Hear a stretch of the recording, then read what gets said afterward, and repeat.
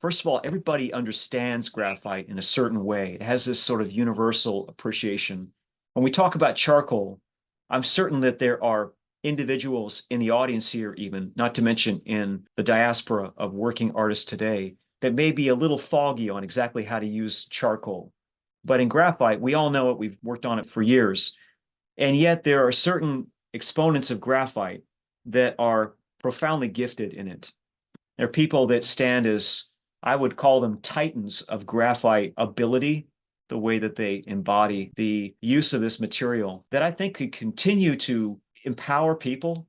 And that's the reason why I want to go in and look at a person like Menzel when I study the work that he's doing. And I would say his cadence, the way that he speaks with it, there are things he's doing with the stump. There are things he's doing with the graining.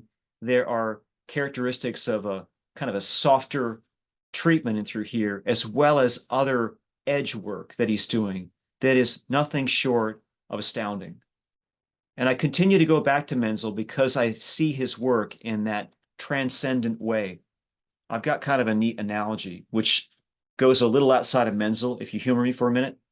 And if we go back in time with some of the great anatomy books of the past, we see a kind of transcendent imagery. We see an imagery such as albinus, where you could sit and look at those images for a long period of time.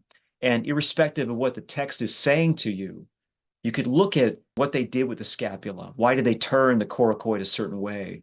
What were they doing with the tibia? What were they doing with the partially assembled figure? You know, that sort of imagery I would call transcendent because it does not become beholden to words, text.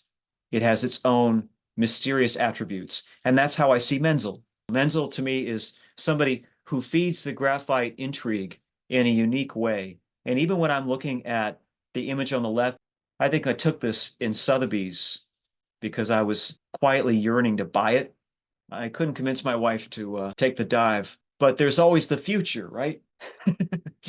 Anyway, the on the right side, we've got a classic mise-en-page, which gets us into further ideas about the use of graphite and its incredible spontaneous or reactive characteristics or qualities that you can take control of, that you can take the driver's seat on, that you can benefit from.